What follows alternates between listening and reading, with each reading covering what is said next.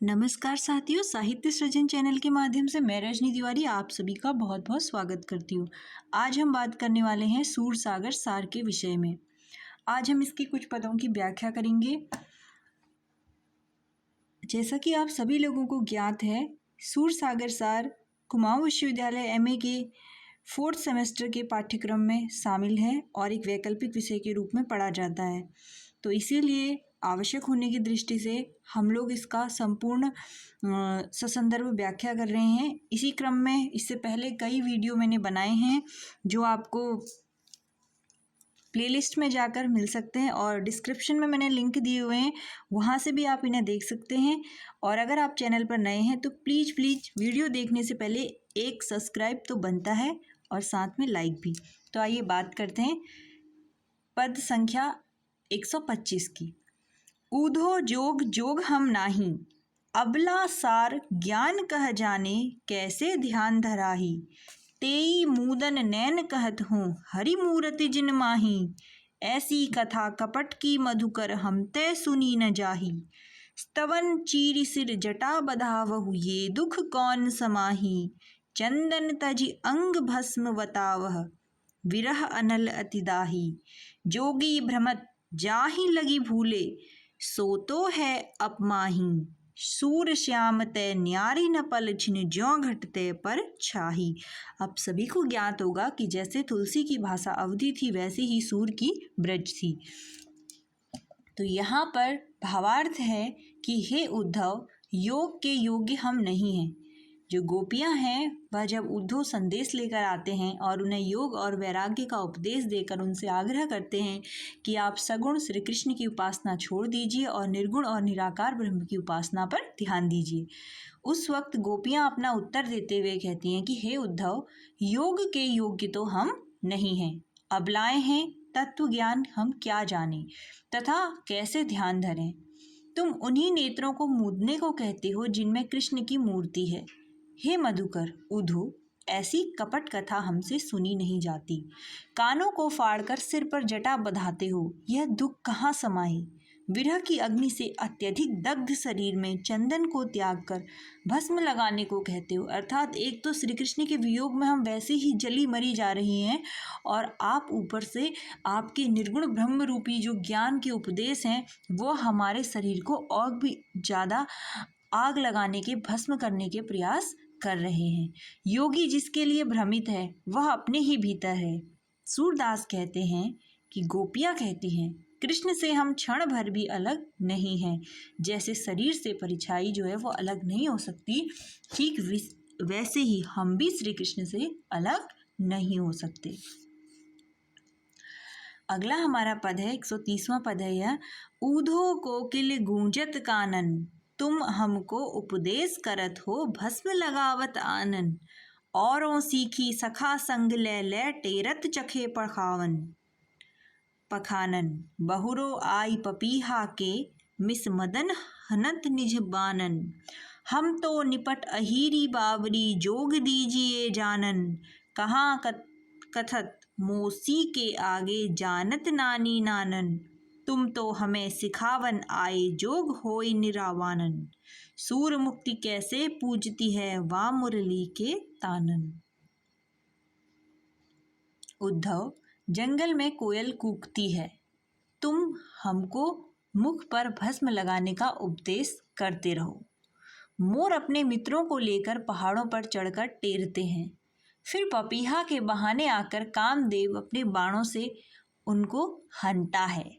हम तो बिल्कुल बावली अहीर की लड़कियां हैं, अतः योग की शिक्षा ज्ञानियों को दीजिए, हमें इसकी कोई आवश्यकता नहीं है। मौसी के आगे जिस प्रकार नाना नानी की क्या बात करते हो, वह तो उन्हें जानती ही है। तुम तो हमें सिखाने आए हो कि योग से निर्वाण प्राप्त होगा, किंतु मुक्ति तो मुरली की तान से होनी है, इस बात को हम पहले से ही जानती हैं। यानी यहाँ पर गोपियाँ उद्धव के निराकार स्वरूप ब्रह्म की उपासना का खंडन करती हैं और सगुण के प्रतिपादन के साथ साथ यह कहती हैं कि हमारी मुक्ति योग वैराग्य में न होकर केवल श्री कृष्ण की मुरली की तान में मौजूद है। अगला हमारा पद है, पद संख्या 132 है। आयो घोष बड़ो व्यापारी, खेप लाधि गुर ज्ञान जोग की व्रज में आनी उतारी। फाटक देके हाटक मागत, भोरो निपट सुधारी। धुरहि ते खोटी खायो है, लिए फिरत सिर भारी। इनके कहे कौन डहकावे, ऐसी कौन अनारी। अपनो दूध छाड़ी को पीवे, खारे कूप को बारी। ऊधो जाहु सबारे ह्याते, बेगी गरहु जनि लावहु। मुख मागो पेहु सूरज प्रभु, साही आनी दिखावह। यह पद परीक्षा की दृष्टि से महत्वपूर्ण है, तो इसे आप ध्यान दीजिएगा या आप नोट भी इसको कर सकते हैं। गोपियां उद्धव को चिढ़ाते हुए कहती हैं कि हे उद्धव, गांव में एक बड़ा व्यापारी आया है, भारी ज्ञान रूपी खेप सामान लाद कर ब्रज में ले आया है और यहाँ लाकर उतार रहा है। फटकन देकर सोना मांगता है, यानी वो भूसी हमें देकर और हमसे क्या मांगता है, सोना मांगता है। तो क्या उदो हम इतनी मूर्ख हैं जो फटकन के बदले उसको अपना कीमती सोना दे देंगे? वह सीधा और भोला है, शुरू से ही व्यापार से उसे घाटा हुआ है, अतः वह सिर पर भारी बोझ लेकर घूम रहा है, ज्ञान रूपी बोझ, ठीक है। इसके कहने से कौन बहकेगा? ऐसा कौन मूर्ख है? अपने दूध को छोड़कर खारे कुएं का पानी कौन पिएगा? यानी श्री कृष्ण रूपी दूध को त्याग कर हम निर्गुण रूपी खारे जल को आखिर क्यों पिए? ऊधो यहाँ से शीघ्र ही चले जाओ, विलंब मत करो। कृष्ण रूपी साहू को लेकर आओ, हमें दिखा दो और मुंह मांगा दाम ले जाओ। तो इस प्रकार यह पद समाप्त होता है हमारा। अगला पद है, मधुकर प्रीति किए पछतानी, हम जानी ऐसे ही निभेगी उन कछु और ठानी। वा मोहन को कौन पतीजे, बोलत मधुरी बानी। हमको लिखी लिखी जोख पठावत, आप करत रजधानी। सूनी सेज सुहाई न हरि बिनु, जागति रेन बिहानी। जब तै गवन कियो मधुबन को, नैननि बरसत पानी। कहियो जाई श्याम सुंदर को, अंतर्गत की जानी। सूरदास प्रभु मिल के बिछुरे, ताते भई दीवानी।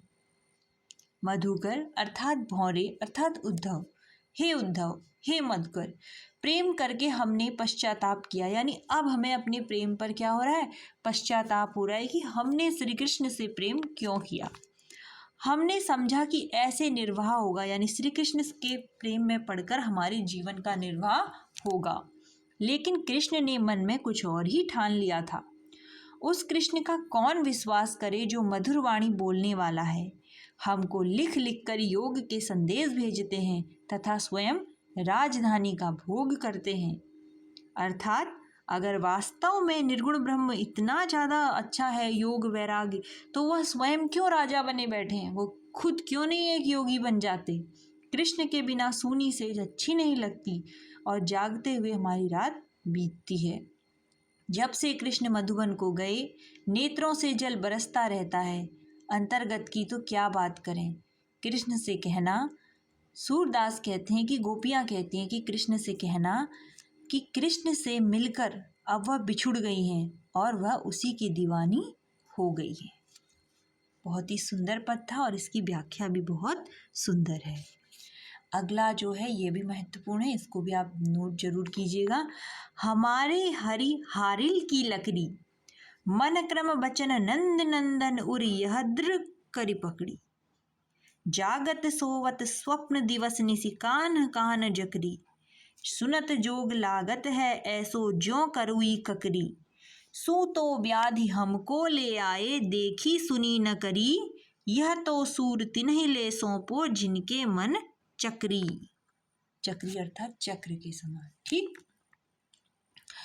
तो इसमें गोपियाँ कहती हैं, हे उद्धव, कृष्ण तो हमारे लिए हारिल पक्षी के हाथों में रहने वाली लकड़ी के समान है। यानी आपने हारिल पक्षी देखा होगा, उसके पंजों में हमेशा तिनका मौजूद होता है।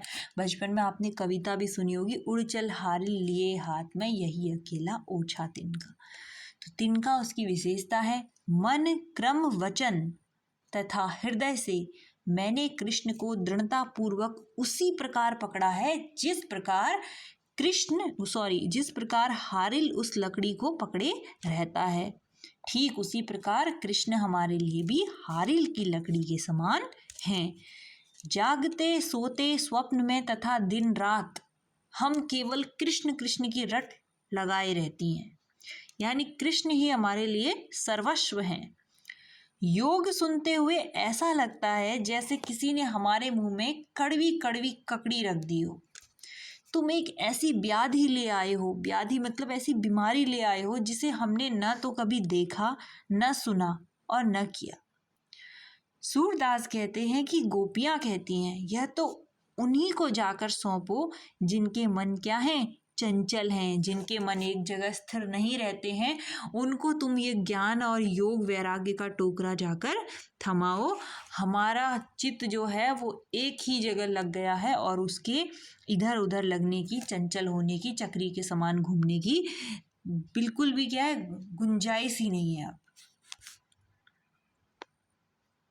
अगला पद देखिए, ऊधो एक पतिया हमरी लीजे, पतिया मतलब पत्र, चरण लागी गोविंद सी कहियो लिखो हमारी दीजे, हम तो कौन रूप गुण आगर जिहि गोपाल जूरीजे, निरखत नैन नीर भरि आए अरु कंचुकी पट भीजे, तलफत रहित मीन चातक ज्यों जल बिनु तृषान छीजे, अति व्याकुल अकुलाती विरहिन सुरति हमारी कीजे, अखियां खरी निहारती मधुवन हरि बिनु ब्रज विष पीजे, सूरदास प्रभु कबहि मिलेंगे देखी देखी मुख जीजे। गोपी उद्धव से कहती है कि हे उद्धव, हमारा एक पत्र लीजिए और कृष्ण के चरण लगाकर कहना और हमारा लिखा हुआ यह पत्र उन्हें देना। हम कौन रूप गुण में अग्रणी हैं जो कि कृष्ण हम पर रीझे। देखते ही गोपियों के नेत्र से आंसू भर आए और कंचुक का वस्त्र भीगता है। यानी जब इस पत्र को वह उद्धव के हाथ में देती हैं और साथ में यह कहती हैं कि हम ना ही रूपवती हैं ना ही गुणों में अग्रणी हैं जो श्री कृष्ण हम पर रीझते, और ऐसा कहते हुए उस गोपी के नेत्रों से आंसू भर भर कर निकल आते हैं और उनका जो आंचल होता है वह भीग जाता है। हम गोपियां मछली तथा चातक की तरह तड़पती रहती हैं, यानी एक तड़प के साथ हमको क्या करना है, जीना है। जैसे मछली पूरी तरह पानी पर निर्भर है, पानी सूख जाएगा तो वह तालाब बदल नहीं सकती, उसे वहीं पर तड़प तड़प कर मरना है। उसी प्रकार चातक भी अगर वर्षा ऋतु में भी वर्षा नहीं होती है तब भी वह तड़प तड़प कर मर जाएगा, किंतु वर्षा जल के अतिरिक्त पोखर का, नदी का, नाले का पानी नहीं पिएगा। यानी वह जिस आश्रय से बंधे हुए हैं उसी में बंधे रहेंगे। जल के बिना, कृष्ण के रूप रस के बिना हमारी प्यास नहीं बुझती। यानी हमारा प्रेम जो है वह केवल किसके प्रति है, श्री कृष्ण के प्रति है। उनके बिना हम विरहणियाँ व्याकुल होकर अकुलाती हैं। कृष्ण हमें स्मृत कीजिए, यानी हमें याद कीजिए। हमारी आंखें एकटक मधुवन को निहारती हैं। कृष्ण के बिना हम ब्रज में विष पी ले रही हैं।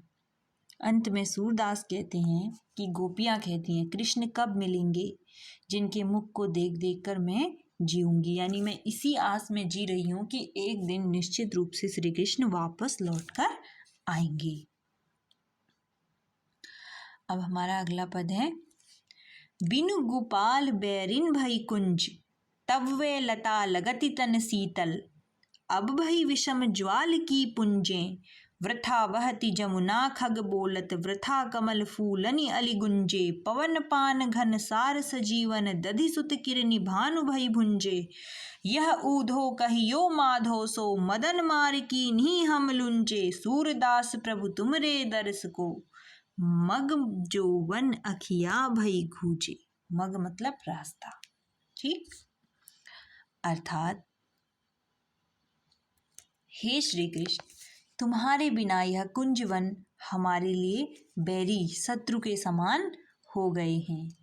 जब तुम थे तो ये लताएं हमें बहुत शीतल लगती थी, इनके पास में खड़े होने में हमें शीतलता का अनुभव होता था, किंतु तुम्हारे बिना यह हमें विषम ज्वाला के समान, अग्नि के समान महसूस हो रही हैं। इनसे लगकर खड़े होने में हमारा तन और मन दोनों जल जाता है। हमें यह लगता है कि यह यमुना व्यर्थ ही बह रही है।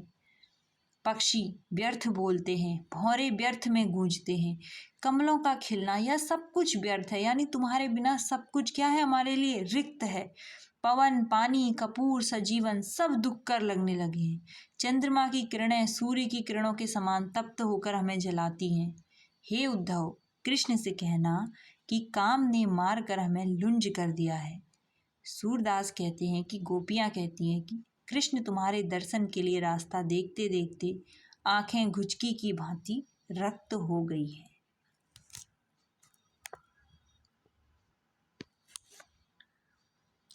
इसके बाद हमारा अगला पद है जिसमें राधा का जिक्र किया गया है। अति मलिन वृषभानु कुमारी, हरि श्रम जल की ज्यों उर अंचल, तिहि लालच न ध्रुवावती सारी। अधमुख रहदि अनत नहीं चितवती, ज्यों गथ हारे थकित जुआरी। छूटे चिकुर बदन कुम्हिलाने, ज्यों नलिनी हिमकर की मारी। हरि संदेश सुनि सहज मृतक भई, इक बिरहन दूजे अली जारी।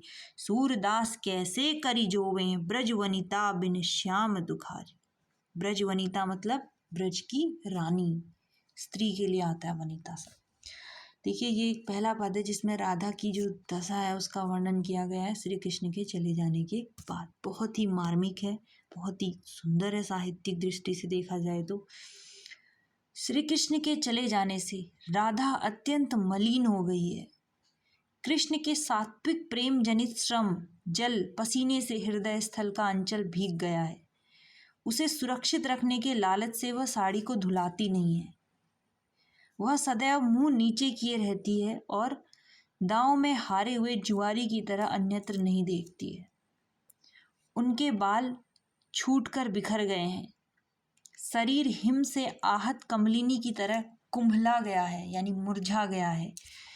कृष्ण के संदेश को सुनकर वह सहज ही मृतक तुल्य हो गई है। जैसे एक मृत होता है, उसे कोई असर नहीं पड़ता, वैसे ही वह एक जगह पर पड़ी रहती है। क्योंकि एक तो वह विरहिणी थी, यानी विरह में डूबी हुई थी। दूसरा, उद्धव के उन वचनों ने तो मानो उसे पूरी तरह जला ही दिया। यानी उसके मन में जो रही सही आस थी श्री कृष्ण के आगमन की, उद्धव के संदेश के बाद वह भी जाती रही और उस आस के जाते ही राधा मृतप्राय हो गई। सूरदास कहते हैं कि गोपियाँ कहती हैं कि बताइए ये वनिताएं, यानी ब्रज की वनिताएं, कृष्ण के बिना आखिर जिए भी तो कैसे जिए, कोई आसरा तो हमें नज़र आता ही नहीं है। आज की वीडियो में हमने कुछ बहुत महत्वपूर्ण पदों की व्याख्या की है। मुझे पूरा विश्वास है कि परीक्षा के समय यह आपके लिए उपयोगी होंगे। तो आप लोगों से मैं बार बार कहती हूँ कि इनको आप लोग नोट जरूर कीजिए, ताकि परीक्षा में जब ये पूरे आते हैं तो आसानी से पहचाने जा सकें और इनकी व्याख्या करना आपके लिए सुलभ हो। जाते जाते आपसे बस यही गुजारिश रहेगी कि यदि आप पहली बार वीडियो देख रहे हैं तो अब आप पूरी वीडियो देख चुके हैं, चैनल को ज़रूर सब्सक्राइब कीजिए ताकि मेरे आने वाले हर नए वीडियो का नोटिफिकेशन आपको मिलता रहे। और अगर आप रेगुलर व्यूअर हैं तो आप समझते ही होंगे कि किसी वीडियो को देखने के बाद ये आपकी नैतिक जिम्मेदारी होती है कि आप उसको लाइक कीजिए और कम से कम 2 लोगों को शेयर कीजिए। मिलते हैं अगले वीडियो में, तब तक के लिए नमस्कार।